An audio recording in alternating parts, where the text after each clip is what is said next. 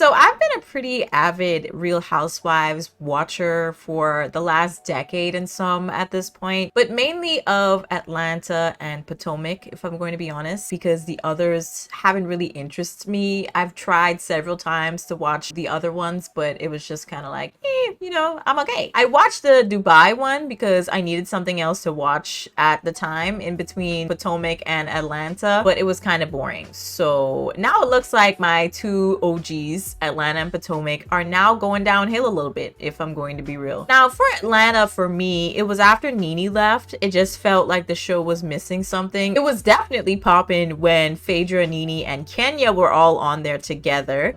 I didn't tell him to sleep with everybody he met. Oh, you're not bad. I mean, not saying that he did, but obviously, doesn't use birth control, but... Phaedra's now on Married to Medicine, so let me know if y'all want a video on that season, because they're currently in season, is it 8 or 9? I can't remember. Anyways, they're up there as well. That show has definitely been going on for quite some time as well, along with Real Housewives. But Phaedra is now on Married to Medicine. Why? I don't know, because she's not married. But, that's kind of the going trend when it comes to these shows.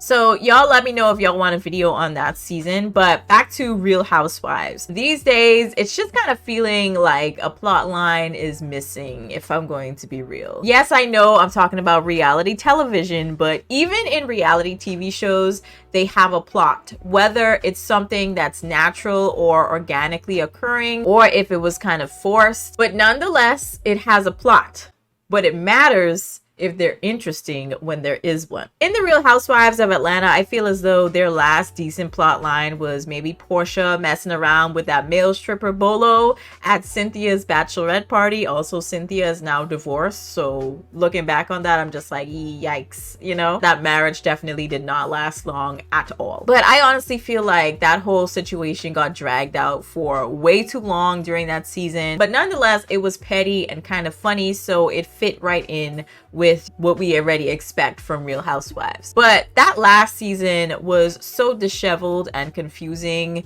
The one that came after that, well, actually, have they done like 2 seasons since Portia left and started doing Portia Family Matters? Is that even the name of the show? Like, I already forgot. I watched it and I was just like, yeah, this does not need another season. I'm just being real. It really doesn't. That last season that they did of Real Housewives, the really latest one, it was just really confusing to me. That's why I didn't even bother making a follow-up video after I tried to do that one review of the first half. I didn't come back to do the second half or the reunion because it was like, okay, nothing was really interesting about it, but it was mainly because of Drew, and then there was the drama between Candy and Marlo. It just seems so silly to me. But when we hop on to, RHOP, or Real Housewives of Potomac, with this new season, I'm even more confused. It was the first time I was genuinely just asking myself, why am I watching this show again? Like, genuinely, just trying to ask myself, why am I watching this? So this is just how I honestly felt from, the previous season, but I feel it even more this time around. It just feels like they just keep talking about the same thing, same problems that they have with the other women over and over again. And in this season, season 8, we got the OGs, Robin, Ashley, Giselle, Karen, and Candace. They pretty recently added Mia and Wendy in the last few seasons. Wendy came first though, around the time that Monique and Candace had their little fight, because let's be real, that was barely a fight, but low-key kind of satisfying because Candace always has the most mouth and knows that she's a soft crybaby. But I do not condone violence, okay? I just want to get that straight. But either way, it was like, girl, if you're gonna keep talking, you might get smacked, okay? So let's not test people. I personally wouldn't put my hands on you, but I can't speak for the other person next to me. You know what I'm saying? But anyways, the new girl on the block this season is Nneka,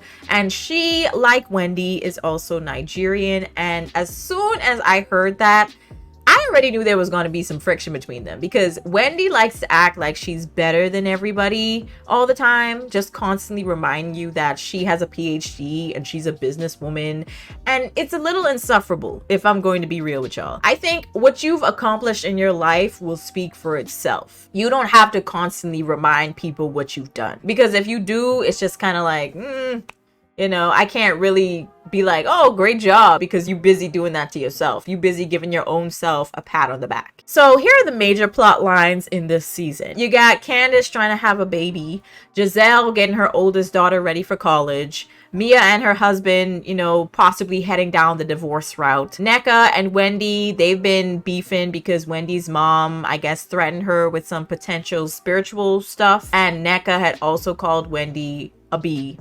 Okay, the B word, to be more specific. Lastly, Candace and Robin have some issues because Candace was out here calling Robin a fraud on these different podcasts and shows. But now Candace is making it seem like she never did that, which she usually does. So I find it interesting that she likes to call out Ashley, even though Ashley does say a few things on occasion where I'm like, girl, you're getting caught up here. You can't really bring back messages of things that didn't happen, you know? So yeah, she actually was probably the one that started the whole issue between Nneka and Wendy. So yeah, but I find it interesting that Candace always has something to say about Ashley, but it's like, girl, even though y'all don't have the same problems, you like to act delusional. The only things that I found kind of remotely interesting from all of this was Nneka and Wendy's whole situation, their beef. But I think we kind of know how things are probably going to end up with Mia and her husband, and the money starts going a little dry. I feel like eventually, yeah, it's probably going to start getting more complicated, and she's like, yeah, I didn't sign up for this, if I'm going to be honest. Now, even though I kind of feel bad for Robin in this situation with her husband Juan, I kind of don't all at the same time, because she's super delusional when it comes to him. This man literally went to a whole hotel with another woman and somehow convinced Robin that he only went there to use his card and to check the woman into the hotel because she needed a place to stay. Like, really, Juan? Really? You couldn't just give the hotel your information like over the phone? I mean, I'm just saying it's very sketchy. It's giving, how stupid do you think we are? But in terms of the drama between Candace and Robin, I still find that scene where Candace sees Robin crying and starts crying with her when she was the one that caused the hurt is kind of ridiculous. Candace just gets on my nerves because she never seems to take accountability for anything.